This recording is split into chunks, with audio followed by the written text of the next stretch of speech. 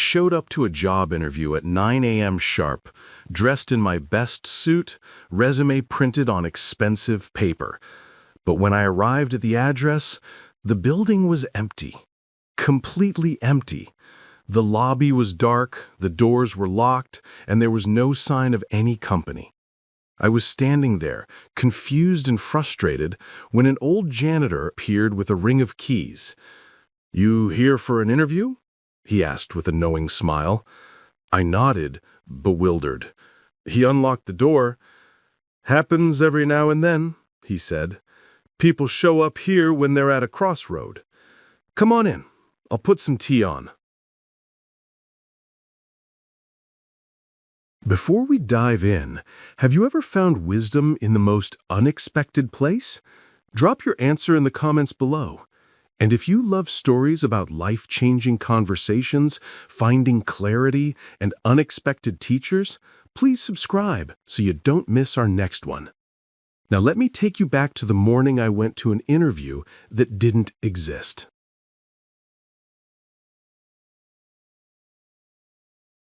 Four months ago, I had been laid off from my job as a marketing coordinator at a mid-size agency. Not because I'd done anything wrong, just corporate restructuring, budget cuts, the usual story. 15 people let go in a single day, all of us handed severance packages and escorted out by noon. Since then, I'd sent out maybe 200 applications. I'd had a dozen interviews. Nothing had materialized. My savings were nearly gone. I'd stopped being picky. At first, I'd only applied to jobs I actually wanted, positions that seemed interesting, companies with good reputations, roles that might lead somewhere meaningful. But as the weeks dragged on and the rejections piled up, I had started applying to everything. Jobs I was overqualified for, jobs I had no interest in, jobs that seemed soul-crushing, but paid. I just needed something. Anything. So when I received an email on Monday afternoon with the subject line, "Interview Opportunity," I didn't hesitate. The email was brief and professional. "Dear Mr. Cross, we came across your resume and were impressed with your background in marketing and content strategy. We would like to invite you to interview for the position of Director of Creative Strategy at Atlas Solutions. Tuesday, April 18th, 9 a.m., 427 Weston Avenue, Suite 800. We look forward to meeting you. Best regards, Atlas Solutions Hiring Team." I didn't remember applying to Atlas Solutions, but I'd sent out so many applications in the past 4 months that they all blurred together. And the position sounded good. Director of Creative Strategy was a step up from what I'd been doing, with presumably better pay. I researched the company that evening, but found almost nothing. A few vague mentions in old business directories, but no website, no social media presence, no recent news. That was strange, but not unprecedented. Some companies kept low profiles. I prepared like I would for any interview. I printed fresh copies of my resume, I rehearsed answers to common questions, I picked out my best suit, the navy one that made me look more successful than I felt. Tuesday morning, I left my apartment at 7:30 to make sure I'd arrive early. The address took me to an older part of the city I rarely visited, a neighborhood of mid-century commercial buildings that had seen better days, interspersed with newer development that hadn't quite revitalized the area. 427 Weston Avenue was a 9-story building with an Art Deco facade that must have been beautiful in the 1950s, but now just looked tired. The windows were dark, the small plaza in front had dead plants and concrete planters. I checked the address 3 times. This was definitely it. I tried the front door. Locked. I peered through the glass into the lobby. Dark, empty, no reception desk visible. Just a dusty floor and a bank of elevators that probably didn't work. My stomach sank. Had I gotten the address wrong? I pulled out my phone and checked the email again. 427 Weston Avenue, Suite 800. This was the right place. But there was clearly no company here. No Atlas Solutions. Possibly no companies at all. I stood there on the sidewalk, feeling like an idiot in my expensive suit, holding my leather portfolio with resumes I wouldn't be handing to anyone. 4 months of unemployment, hundreds of applications, and I'd shown up to an interview at a building that was apparently abandoned. Perfect, just perfect. I was about to leave, to go home, change out of this suit, and spend the rest of the day feeling sorry for myself, when I heard a voice behind me. "You here for an interview?" I turned. An elderly man, probably in his early 70s, was standing there with a large ring of keys. He wore a gray janitor's uniform with a name tag that said Frank. He had white hair, kind eyes, and a slight smile like he was in on a joke I didn't understand. Yes, but I think there's been a mistake. The company I was supposed to interview with doesn't seem to be here." "Atlas Solutions?" Frank asked. "Yes. Do you know them? Did they move?" Frank unlocked the front door, a heavy glass door that swung open with a creak. "They closed about 5 years ago. Building's been mostly empty since then. Scheduled for demolition in a couple months, actually." "Then why?" I stared at my phone, at the email. Someone sent me an interview invitation? "Happens every now and then," Frank said, holding the door open. "People show up here for interviews with companies that don't exist anymore. Always people who look a little lost, if you don't mind me saying. People at crossroads." "I don't understand." "Neither do I, fully, but I've worked here for 12 years, and I've learned to recognize it. Someone shows up, confused, looking for something they're not going to find. And I've learned that when that happens, the kind thing to do is invite them in for tea and a conversation. You interested?" Every rational part of my brain said to leave. This was weird. This man was a stranger. I had things to do, more applications to send, more rejection emails to read. But something about Frank's manner, the kindness in his eyes, the lack of judgment, the strange certainty with which he spoke made me curious. "Okay, sure, why not?" I followed Frank into the dark lobby. He flipped some switches and old fluorescent lights flickered to life, casting harsh light on a space that had clearly been beautiful once. The lobby had marble floors and Art Deco details, but everything was covered in dust. There was a directory board on the wall listing companies, all with suite numbers, all clearly outdated. "The elevator's still working," Frank said, pressing the call button. "Building still got power, still got water. They keep it maintained until the demolition. I'm the only one here most days, just making sure pipes don't freeze, keeping an eye on things." We rode the elevator to the 3rd floor. Frank led me down a hallway of empty offices, doors open, revealing spaces stripped of furniture, just carpet and walls, and the ghosts of whatever businesses had been there. At the end of the hall was a small office, clearly Frank's office. It was surprisingly cozy. There was a desk, a comfortable chair, several bookshelves packed with books, photos on the walls, a small electric kettle, and mugs hanging on hooks. "Have a seat," Frank said, gesturing to a worn armchair in the corner. "I'll make tea." "You drink tea?" "Sure."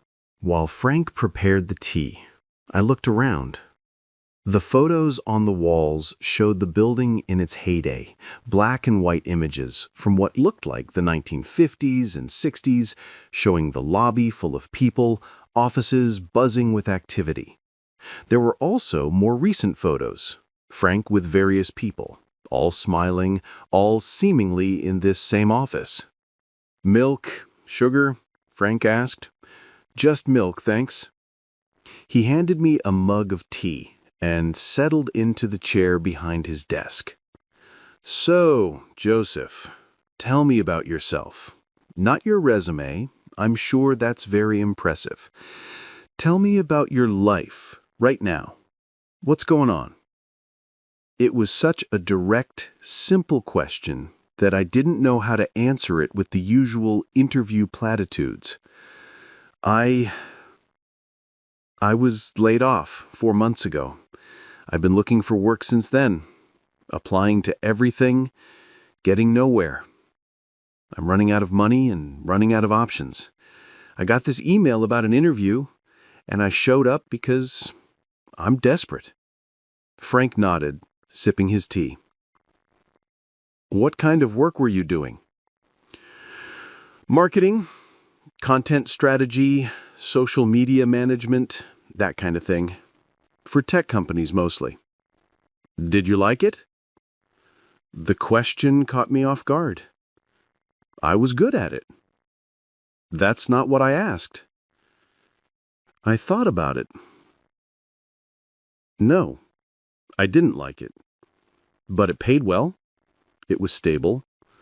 It was what I was supposed to do. Supposed to, according to whom? I don't know. Society? My parents? Myself, I guess. I have a degree in communications. Marketing was the logical career path. It made sense.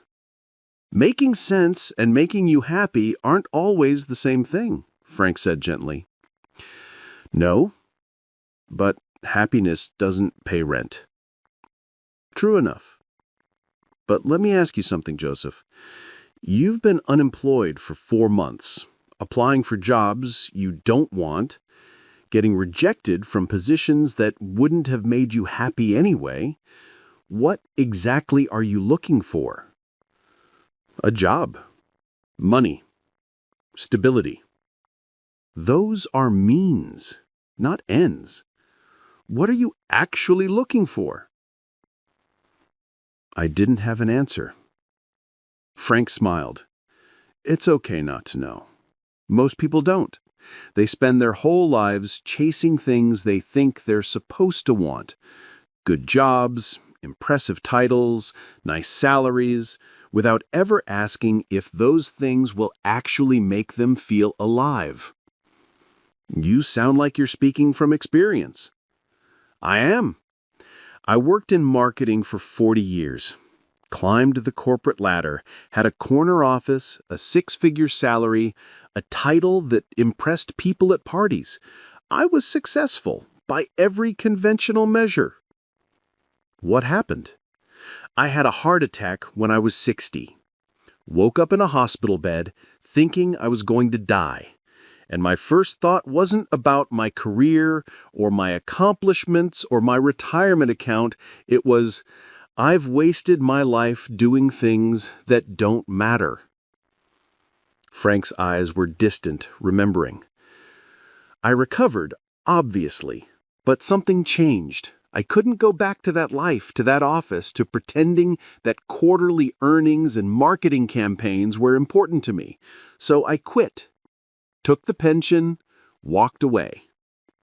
And I became a janitor. A janitor? Worst financial decision I ever made. Best life decision. Because for the first time in 60 years, I was living honestly. No pretending, no chasing status, just showing up, doing simple work, having real conversations with people, like this one. I sipped my tea, processing this. But don't you have regrets? All those years building a career and you just walked away? Of course I have regrets. I regret that it took me 60 years and a heart attack to figure out what mattered. I regret the relationships I neglected while chasing promotions. I regret the experiences I missed because I was always working. But I don't regret leaving. That's the difference. So you're saying I should quit looking for marketing jobs and become a janitor? Frank laughed. I'm not saying anything prescriptive. I'm just telling you my story. You have to figure out your own. But Joseph, can I ask you something? Are you looking for a job or are you looking for a purpose? Because those are very different things. And if it's purpose you're after, you're not going to find it by sending out 200 resumes for jobs you don't care about. The words hit harder than I expected. Because he was right. I'd been so focused on finding any job, getting any offer, that I hadn't asked myself what I actually wanted my life to be. I don't know what my purpose is, I admitted quietly. That's okay, but you won't figure it out by staying busy applying for jobs you don't want.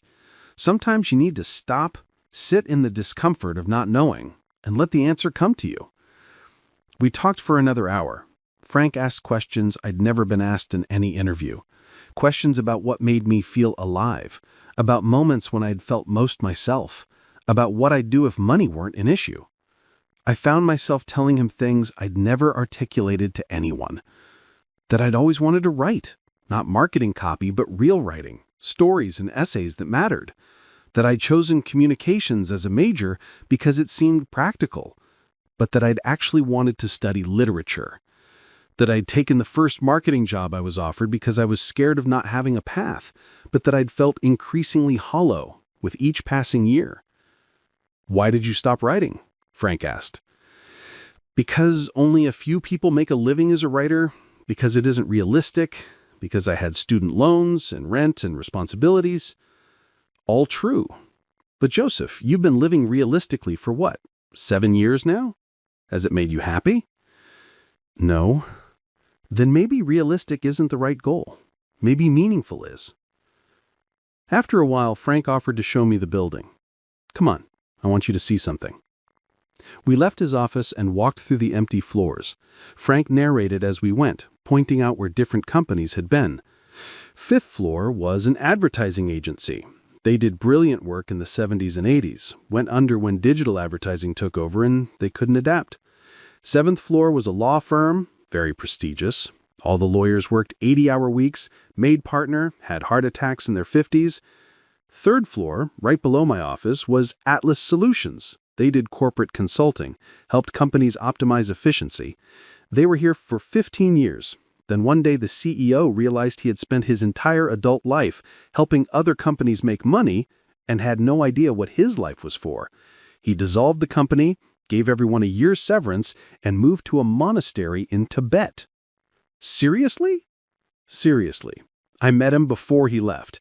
He was the happiest I had ever seen him.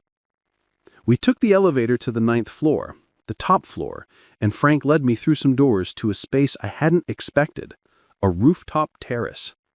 It was overgrown with weeds now, the furniture long gone, but the view was spectacular.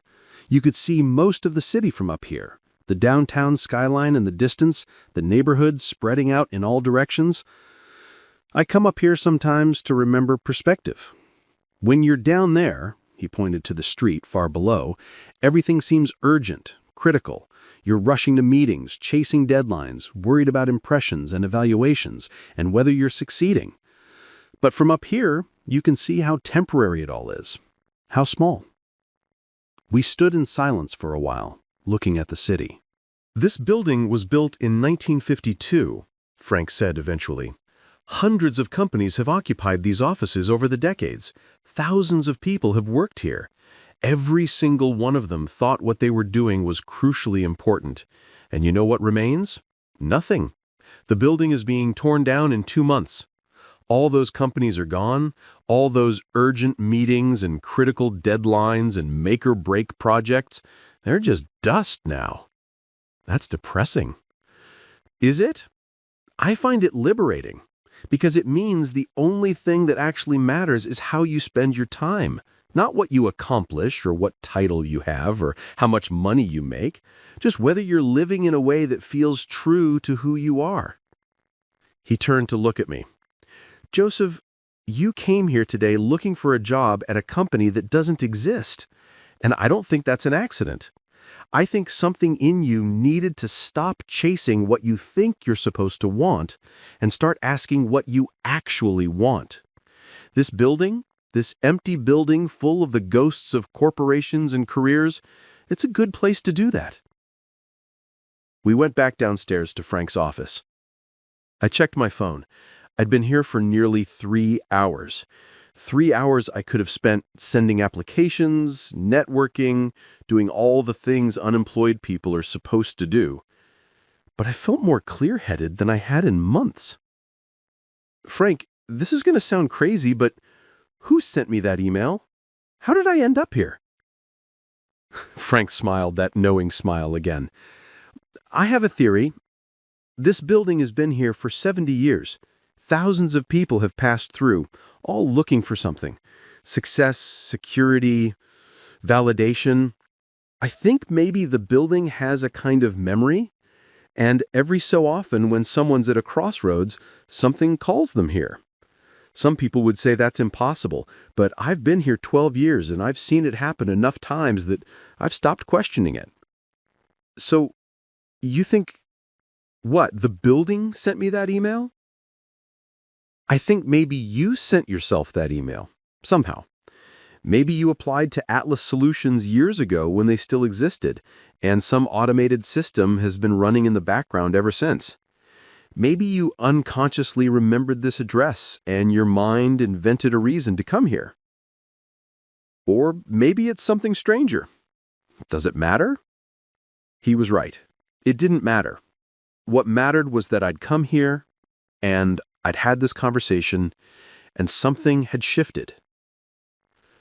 Frank, can I ask you something? What do I do now? I still need a job. I still have rent to pay. I can't just stop looking for work and hope purpose finds me. No, you can't. But you can stop looking for work that deadens your soul. You can start asking yourself what kind of work might actually mean something to you. And you can give yourself permission to pursue that, even if it's scary. He pulled out a business card, actual business card, which seemed charmingly old-fashioned, and handed it to me. There's a nonprofit organization I volunteer with sometimes. They do literacy programs and creative writing workshops for underserved communities.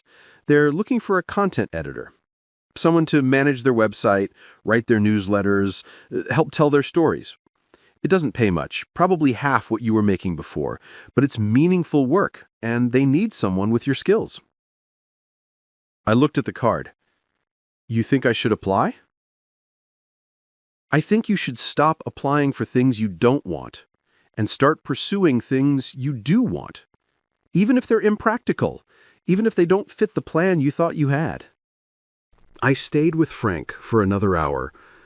We talked about his life, about the building, about the people he'd met over the years who'd shown up for interviews at companies that didn't exist. You said I'm not the only one this has happened? I asked. There have been others, not many, maybe one or two a year, but they all have a similar look when they arrive. Lost, desperate, and they all leave different than they came. What happened to them? Different things. One woman quit her law career and became a yoga instructor. One man moved to Costa Rica and opened a coffee shop. One guy went back to school to become a therapist. They all found their way, eventually, just not the way they expected. It was almost 2 p.m. when I finally left the building. Frank walked me down to the lobby. Thank you, I said, for the tea, for the conversation, for all of this. Thank you for showing up, Frank replied, and for being willing to have a real conversation with an old man. Will I see you again? Building's being demolished in 2 months. After that, I'll be fully retired. But Joseph, you don't need me. You just needed someone to ask you the right questions. Now, you can ask them yourself. We shook hands, and I walked out into the afternoon sunlight, feeling like I'd been in that building for much longer than 5 hours. Over the next 2 weeks, I did something I hadn't done in months. I stopped applying for jobs I didn't want. Instead, I reached out to the nonprofit on Frank's card. I had a phone interview, then an in-person meeting. The position was exactly as Frank had described: content editor, managing their communications, telling stories about their literacy programs. The pay was $42,000 a year, significantly less than I'd been making. But when they offered me the position, I accepted without hesitation. I also started writing again. Real writing, not marketing copy. Essays about work and purpose, and the lies we tell ourselves about success. I submitted a few to online publications. To my surprise, one got accepted. 6 weeks after my interview at Atlas Solutions, I went back to 427 Weston Avenue. I wanted to thank Frank again, to tell him that I'd taken his advice, that things were changing. But when I arrived, the building was gone. Just a cleared lot, bare earth, no sign that a 70-year-old structure had stood there for decades. I called the number Frank had given me, but it went to voicemail. I left a message, but he never called back. But I had the photo I'd taken that day. Standing with Frank on the 9th floor terrace, the city spread out behind us. I had the business card. I had the memory of that conversation that had changed everything. And I had a new understanding. That sometimes getting lost is how we find our way. That sometimes the thing we think we need, a job, an interview, a concrete answer, isn't what we actually need at all. Sometimes we need someone to ask us the right questions, to give us permission to want something different, to remind us that all the urgent, important things we're chasing are just dust eventually. And the only thing that really matters is whether we're living honestly. I don't know who sent me that email. I don't know if Frank's theory about the building having a memory was real or just a beautiful metaphor. I don't know if that man was a real janitor. I don't know if any of it was supernatural or just a series of coincidences that felt meaningful because I needed them to be. But I know that I showed up for a job interview that didn't exist, and I left with something much more valuable than a job. I left with clarity, with permission, with a reminder that my life was mine to build, not according to what I thought I should want, but according to what actually made me feel alive. The building is gone now. Frank is retired somewhere, I hope, enjoying the life he chose after 60 years of living someone else's version of success. But the conversation remains. The questions remain. The perspective from that 9th floor terrace remains. And I carry them with me every day. Am I living honestly? Am I chasing what I actually want or what I think I'm supposed to want? When everything else turns to dust, will I be glad I spent my time this way? Those questions saved my life.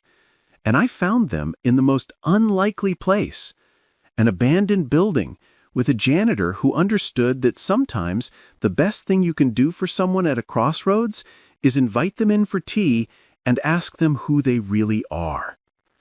Have you ever found wisdom in an unexpected place? Share your story in the comments below. If this story about life-changing conversations, finding clarity, and learning that the path you're supposed to take isn't always the right one touched your heart, please hit that like button and subscribe for more meaningful stories every day. Don't forget to click the notification bell so you never miss our next thought-provoking tale. Thanks for watching, and we'll see you in the next one.